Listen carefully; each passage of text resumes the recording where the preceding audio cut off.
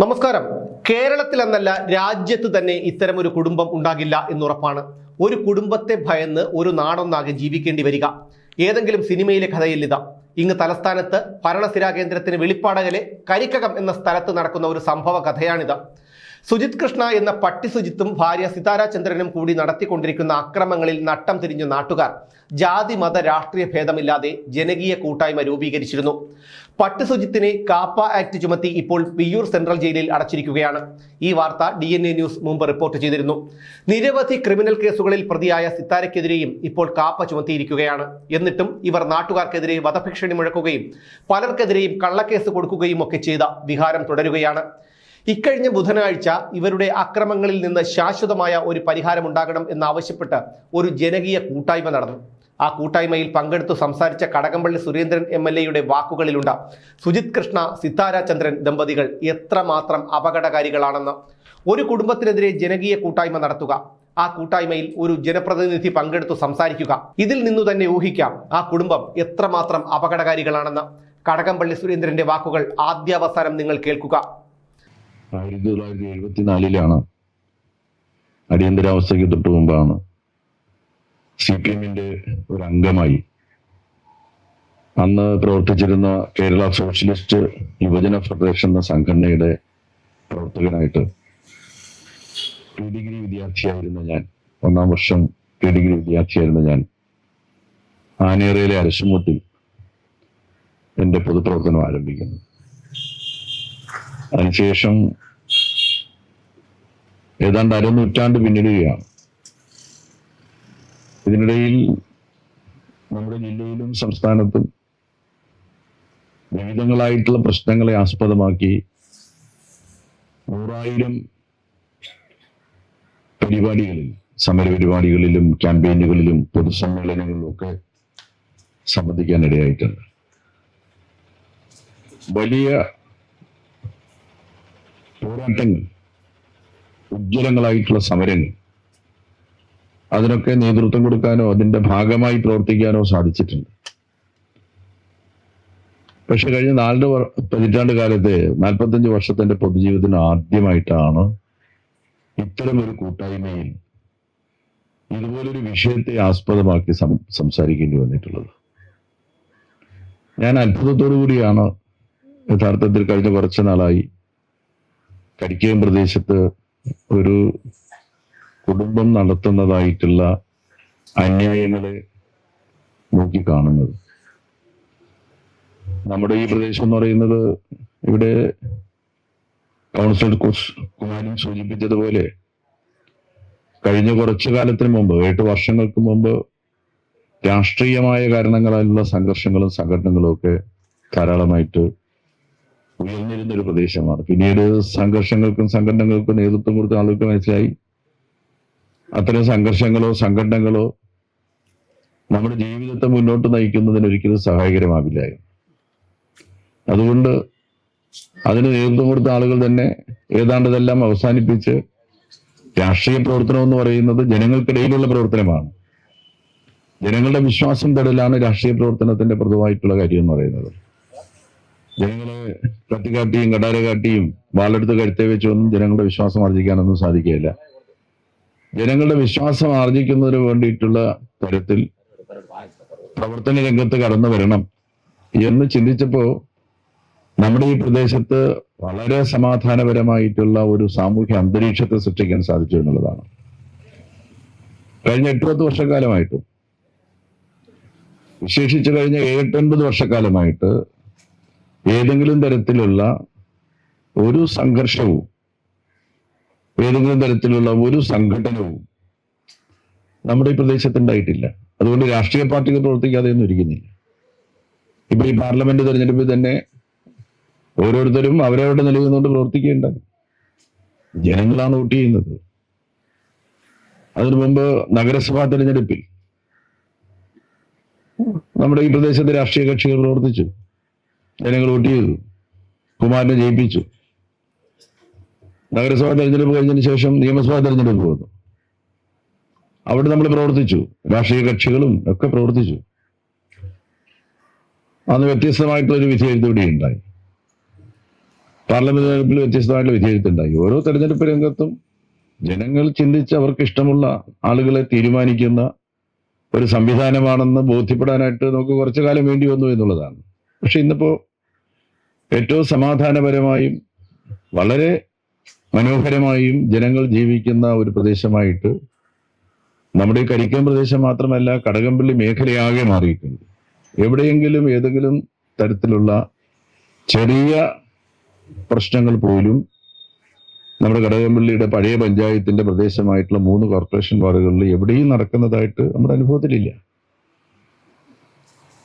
അങ്ങനെ സ്വസ്ഥവും സമാധാനപരവുമായിട്ടൊക്കെ മനുഷ്യർ കഴിയുന്ന സ്ഥലത്താണ് എന്തുകൊണ്ടെന്ന് മനസ്സിലാക്കാനേ സാധിക്കുന്നില്ല. ഇതുകൊണ്ട് എന്ത് ഗുണാണെന്ന് മനസ്സിലാക്കാനും സാധിക്കുന്നില്ല. ഇത്തരം ഒരു കൂട്ടായ്മ 2 സന്ദർഭങ്ങളിൽ ചേരേണ്ടതായിട്ടുള്ള സാഹചര്യം ഉണ്ടാവുക എന്ന് പറയുന്നത്, ഒരു പ്രദേശത്തെ ആളുകൾ ഒരുമിച്ച് കൂടിയിട്ട് പോലീസിനോട് ആവശ്യപ്പെടുകയാണ് ഞങ്ങൾക്ക് സംരക്ഷണം നൽകാൻ വേണ്ടിയിട്ട് തയ്യാറാവണം. അത് ആരിൽ നിന്നാണ് സ്ഥലത്ത് സംരക്ഷണം നൽകണമെന്ന് പറയുന്നത്? ഒരു ചെറിയ കുടുംബത്തിൽ നിന്നാണ്. അവരിൽ നിന്ന് സംരക്ഷണം നൽകണമെന്നാണ് പറയുന്നത്. ഒരു അച്ഛനും അമ്മയും 2 ചെറിയ കുഞ്ഞുങ്ങളും അടങ്ങുന്നതായിട്ടുള്ള ഒരു കുടുംബം ഈ പ്രദേശത്തുള്ള ഞങ്ങൾ എല്ലാവരെയും വല്ലാതെ ബുദ്ധിമുട്ടിക്കുകയാണ്, പ്രയാസപ്പെടുത്തുകയാണ്, കള്ളക്കേസിൽ കൊടുക്കുകയാണ്, പോക്സോ കേസിൽ കൊടുക്കുകയാണ്, ക്രിമിനൽ കേസിൽ പ്രതികളാക്കുകയാണ്. പുറത്തിറങ്ങാൻ ഞങ്ങൾക്ക് നിവൃത്തിയില്ല. പുറത്തിറങ്ങുന്ന ഞങ്ങളെ തുറച്ചു നോക്കുകയാണ്, പുറത്തിറങ്ങുന്ന ഞങ്ങളെ ചീത്ത വിളിക്കുകയാണ്. ഇവിടെ കുമാരൻ ആമുഖമായിട്ട് പറഞ്ഞതുപോലെ ബോർഡുകളെടുത്ത് വെള്ളത്തിലേക്ക് എറിയുകയാണ്, അല്ലെങ്കിൽ ബോർഡുകൾ കുത്തി കീറുകയാണ്. ഇവിടെ ബോധപൂർവ്വ സംഘർഷാവസ്ഥ ഉണ്ടാക്കാൻ വേണ്ടിയിട്ട് പരിശ്രമിക്കുകയാണ്. ഞങ്ങളെ രക്ഷിക്കണം. രക്ഷിക്കണം? സംസ്ഥാനത്തിലെ പോലീസ് ഞങ്ങളെ രക്ഷിക്കണം. ഇപ്പൊ പോലീസ് ഇപ്പൊ പറയുന്നത് എന്താ? രക്ഷിക്കാനായിട്ടൊക്കെ ഞങ്ങൾ തയ്യാറാണ്, പക്ഷെ രക്ഷിക്കാൻ വരുന്നത് ഞങ്ങളിപ്പോ ആകെ അവതാളത്തിലാണെന്നാ പോലീസ് പറയുന്നത്. നിങ്ങളെ രക്ഷിക്കാൻ വേണ്ടി രക്ഷകരുടെ വേഷമണിഞ്ഞ് ഞങ്ങൾ വരുമ്പോൾ ഞങ്ങളിപ്പോ വെള്ളത്തിലായിരിക്കുകയാണ്. പോലീസ് പറയുന്നത് ഞങ്ങളുടെ SHOന്റെ പേരിൽ തന്നെ പോക്സോ കേസ് എടുക്കുന്ന സ്ഥിതി വന്നിരിക്കുകയാണ്, അല്ലെങ്കിൽ മറ്റു പോലീസ് ഉദ്യോഗസ്ഥന്മാരെല്ലാം തന്നെ ഇത്തരം കേസുകൾ പ്രതിയാവുകയാണ്, പോലീസ് പക്ഷപാതിത്വപരമായിട്ട് പെരുമാറുന്നു എന്ന് പറഞ്ഞുകൊണ്ട് അമേരിക്കൻ പ്രസിഡന്റ് മുതൽ പരാതി കൊടുത്തിരിക്കുകയാണ് എന്നൊക്കെയാണ് പോലീസ് പറയുന്നത്. ഞങ്ങൾ എന്ത് ചെയ്യണമെന്നാണ് പോലീസ് ചോദിക്കുന്നത്. ഞാൻ പോലീസുകാർ പറയുന്നതിനൊന്നും ഞാൻ കുറ്റപ്പെടുത്തും. കാരണം എന്താ വെച്ചാൽ അവർ മനുഷ്യരല്ലേ, നമ്മളെ പോലെ. അവർക്ക് ഈ തൊപ്പി സംരക്ഷിക്കണമെന്ന് ആഗ്രഹമുണ്ടല്ലോ. ഒരാൾ ഇറങ്ങി പുറപ്പെട്ടാൽ ഒന്നും ചെയ്യാൻ പറ്റുകയില്ല. നമ്മുടെ നാട്ടിലൊരു പഴയ ചൊല്ലുണ്ട്, ഞാനതിപ്പോ ഇവിടെ പറയുന്നില്ല. ബ്രഹ്മനും തടുക്കവയ്യാന്ന്. ബാക്കി നിങ്ങളങ്ങ് പൂരിപ്പിച്ചാൽ മതി. അതിന്റെ 2ാമത്തെ ഭാഗമാണ് ബ്രഹ്മനും തടുക്കവയ്യ. നമ്മളിപ്പോ അനുഭവിക്കുന്ന അത്തരം ഒരു പ്രശ്നമാണ്. അപ്പൊ ഇത്തരം ഒരു അവസ്ഥയിൽ നിന്ന് സ്വയം അവർ പിന്മാറുകയാണ് വേണ്ടത്. നമ്മൾ കാരണം ഈ പോലീസിനെ കൊണ്ടോ നിയമപാലകന്മാരെ കൊണ്ടോ ഈ പ്രശ്നത്തിന് പരിഹാരം കാണാൻ ശ്രമിക്കുകയല്ല വേണ്ടത്. ഞാൻ എൻ്റെ സഹോദരങ്ങളായിട്ടുള്ള ആ കുടുംബാംഗങ്ങളോട്, 2 മക്കളെന്ന് പറഞ്ഞ സത്യത്തിൽ ഓമനകളായിട്ടുള്ള 2 കുഞ്ഞുങ്ങൾ ഞാൻ കണ്ടിട്ടുണ്ട്. ഒരിക്കൽ അവരെ കൂട്ടി എൻ്റെ വീട്ടിൽ വന്നിട്ടുണ്ട്. നമുക്ക് വാത്സല്യം തോന്നുന്ന 2 കുട്ടികൾ. പക്ഷെ അവരെ ഇന്ന് എന്ത് ആവശ്യത്തിന് ഉപയോഗപ്പെടുത്തുന്നു എന്നുള്ളതാണ് നമ്മൾ കാണുന്നൊരു വിഷയം എന്ന് പറയുന്നത്. നമ്മുടെ സഹോദരങ്ങളെയും അല്ലെങ്കിൽ അവരുടെ തന്നെ അച്ഛൻ്റെയോ അച്ഛൻ്റെയൊക്കെ പ്രായമുള്ള ആളുകളെ പോലും പോക്സോ കേസ്, നമ്മുടെ നാട്ടിൽ ഈ പോക്സോ കേസും അതുപോലെ സ്ത്രീ സംരക്ഷണ നിയമവും ഒക്കെ ഉള്ളത് എന്തിനു വേണ്ടിയിട്ടാ? നമ്മുടെ നാട് പുരോഗമിച്ചതിന്റെ ഭാഗമായി ഉണ്ടായിട്ടുള്ള നിയമങ്ങളാണ്. സ്വന്തം ഭാര്യയെ തുറിച്ചു നോക്കിയാൽ ഭർത്താവിനെതിരെ കേസ് കൊടുക്കാൻ നിയമമുള്ള കാലമാണ് ഈ കാലം. അടിക്കാനും വേണ്ട. എന്നെ ഉപദ്രവിക്കാൻ ശ്രമിച്ചു എന്ന് പറഞ്ഞൊരു സഹോദരി നാളെ പോലീസ് സ്റ്റേഷനിൽ ചെന്നാൽ പോലീസുകാരൻ എന്ത് നിലപാടായിരിക്കും എടുക്കുക? അവന്റെ മനസ്സിലുള്ളത് ഈ സംഭവമായിരിക്കും, ഇവിടെ നടക്കുന്ന സംഭവങ്ങളായിരിക്കും. ഇതുപോലെയാണോ വരുന്നത്? ഇതേ സ്വഭാവക്കാരാണോ വരുന്നത്? ഇവർക്ക് പിന്തുണ കൊടുക്കേണ്ട കാര്യമുണ്ടോ? ഇങ്ങനെ ചിന്തിക്കുന്ന ഒരു അവസ്ഥാവിശേഷം വരും. പോലീസും ഇക്കാര്യത്തിൽ നിസ്സഹായത എടുക്കുന്നതായിട്ടുള്ള അല്ലെങ്കിൽ നിസ്സഹായരാകുന്നതായിട്ടുള്ള ഒരു സാഹചര്യത്തിലേക്കാണ് കാര്യങ്ങൾ നീങ്ങുന്നത്.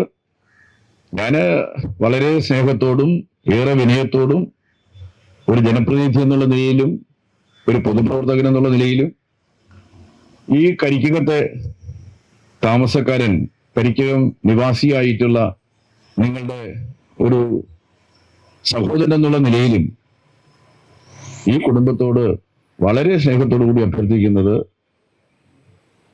ഇത് അവസാനിപ്പിക്കുന്നതിന് വേണ്ടിയിട്ടുള്ള ഒരു മാനസികാവസ്ഥയിലേക്ക് നിങ്ങൾ സ്വയം വരണമെന്നുള്ളതാണ്. നിയമം കൊണ്ട് മാത്രം കാര്യങ്ങളൊന്നും അവസാനിപ്പിക്കാൻ സാധിക്കില്ലെന്ന് ഇപ്പം നമുക്ക് ബോധ്യമായിട്ടുണ്ട്. പലരും പറയുന്നത് കേട്ടിട്ട് നിയമത്തിന്റെ വഴിക്ക് പോട്ടെ. നിയമത്തിന്റെ വഴി ഏത് വഴിയാ പോകുന്നത്? ഇപ്പോ സ്നേഹത്തോടും സൗഹാർദ്ദത്തോടും കൂടി ജീവിക്കാൻ ഉതകുന്ന ഒരു അന്തരീക്ഷത്തെ സൃഷ്ടിക്കുന്നതിന് വേണ്ടിയിട്ട് നിങ്ങൾ തയ്യാറാവണമെന്നുള്ളതാണ്. രണ്ടാമത്തെ എന്റെ അഭ്യർത്ഥന പോലീസ് ഉദ്യോഗസ്ഥന്മാരോടാണ്. ഇതിനാവശ്യമായിട്ടുള്ള നിയമ നടപടികൾ സ്വീകരിക്കാനായിട്ട് പോലീസിന് സാധിക്കേണ്ടതായിട്ടുണ്ട്. കള്ളക്കേസുകൾ എന്നല്ല, കള്ളക്കേസുകൾ എല്ലാം തന്നെ ചാർജ് ചെയ്തേ അടങ്ങൂ എന്നൊരു വാശി അത് പോലീസ് സ്വീകരിക്കുന്നത് ശരിയാവില്ല. ഏത് കേസിലും വസ്തുതയുണ്ടോ, ഇന്ന് ആ വസ്തുതയുണ്ടോ എന്ന് മനസ്സിലാക്കാനായിട്ട് പഴയ കാലത്തതുപോലെ കബഡി വെച്ച് നടത്തേണ്ട കാര്യമൊന്നുമില്ല, മറ്റേ മഷിപ്രയോഗമൊന്നും നടത്തേണ്ട കാര്യമൊന്നുമില്ല. നമ്മുടെ നാട്ടിൽ ഒരുപാട് സംവിധാനങ്ങളുണ്ട്. ആര് കേസ് തന്നാലും ശരി, ആ കേസിൽ വസ്തുതയുടെ ഒരംശമെങ്കിലും ഉണ്ടോ എന്ന് ഗൗരവത്തോടു കൂടി പരിശോധിക്കാൻ പോലീസ് തയ്യാറാവേണ്ടതായിട്ടുണ്ട്. ഒരു പ്രദേശത്തെ ജനങ്ങളാകെ പറയുകയാണ്, ഞങ്ങൾക്ക് പ്രൊട്ടക്ഷൻ, ഞങ്ങൾക്ക് സംരക്ഷണം, ഞങ്ങൾക്ക് ജീവിക്കണം, ഞങ്ങൾക്ക് സ്റ്റേഷനിൽ കയറി നടക്കാൻ പറ്റുകയില്ല, പോക്സോ കേസിൽ പ്രതിയായി ഞങ്ങൾക്ക് കോടതി പോയി നിൽക്കാൻ പറ്റുകയില്ല. നിലവിലുള്ള നിയമത്തിന്റെ പിൻബലത്തോടുകൂടി സംരക്ഷണം കൊടുക്കാൻ പോലീസ് സംവിധാനത്തിന് നിയമപാലകന്മാർക്ക് ഉത്തരവാദിത്വമുണ്ട്. ആ ഉത്തരവാദിത്വത്തിൽ നിന്ന് ഒരു കാരണവശാലും ഒഴിഞ്ഞു മാറാൻ അവർക്ക് സാധ്യമല്ല. അതിനനുകൂലമായിട്ടുള്ള അതിനനുസരിച്ചുള്ള നടപടികളുമായിട്ട് മുന്നോട്ട് പോകാൻ തയ്യാറാകണമെന്ന് അഭ്യർത്ഥിച്ചുകൊണ്ട് അവരുടെ മനസ്സ് മാറും എന്ന് തന്നെയാണ് എന്റെ പ്രതീക്ഷ. മനസ്സ് മാറട്ടെ എന്ന് ഒരു പ്രാർത്ഥനാ നിർഭരമായിട്ടുള്ള അഭ്യർത്ഥന മുന്നിൽ വെച്ച് ഈ കൂട്ടായ്മ ഉദ്ഘാടനം ചെയ്തതായി വിനയപുരസ്സരം അറിയിച്ച് ഞാൻ എന്റെ വാക്കുകൾ അവസാനിപ്പിക്കുന്നു. നമസ്കാരം. ഒരു പക്ഷേ നിങ്ങൾക്കിത് കേട്ടാൽ വിശ്വസിക്കാൻ കഴിഞ്ഞു എന്ന് വരില്ല. കാപ്പ ചുമത്തപ്പെട്ട് ജയിലിൽ കഴിയുന്ന സുജിത് കൃഷ്ണയ്ക്കും ഭാര്യ സിത്താര ചന്ദ്രനുമെതിരെ പാറശാല, കന്റോൺമെന്റ്, പാലോട്, വിതുര, നെടുമങ്ങാട്, പേട്ട, വഞ്ചിയൂർ തുടങ്ങി നിരവധി പോലീസ് സ്റ്റേഷനുകളിൽ കേസുകളുണ്ട്. പ്രായപൂർത്തിയാകാത്ത 2 പെൺമക്കളെ കൊണ്ട് പോക്സോ കേസ് നൽകിയാണ് സുജിത്തും സിത്താരയും ശത്രുക്കളോട് പകരം വീട്ടുന്നത്. സുജിത്ത് ശിക്ഷ കഴിഞ്ഞിറങ്ങുമ്പോൾ തങ്ങളെ വധിക്കുകയോ ആക്രമിക്കുകയോ ചെയ്യുമെന്ന ഭീതിയിലാണ് പ്രദേശവാസികൾ. സമാനമായ ആക്രമണം 2 വർഷം മുൻപ് വിതിരയ്ക്കടുത്തുള്ള ചെറ്റച്ചൽ എന്ന സ്ഥലത്തും സുജിത്ത് നടത്തിയിരുന്നു. അന്ന് കരാട്ടയിൽ ബ്ലാക്ക് ബെൽറ്റായ മൂത്ത മകൾ നാട്ടുകാരെ കയ്യേറ്റം ചെയ്യുകയും നാട്ടുകാരിൽ ചിലരെ സുജിത്ത് പോക്സോ കേസിൽ കൊടുക്കുകയും ചെയ്തിരുന്നു. അന്നും സമാനമായ രീതിയിൽ നാട്ടുകാർ ആക്ഷൻ കൗൺസിൽ രൂപീകരിച്ച് പ്രതിഷേധം നടത്തിയിരുന്നു.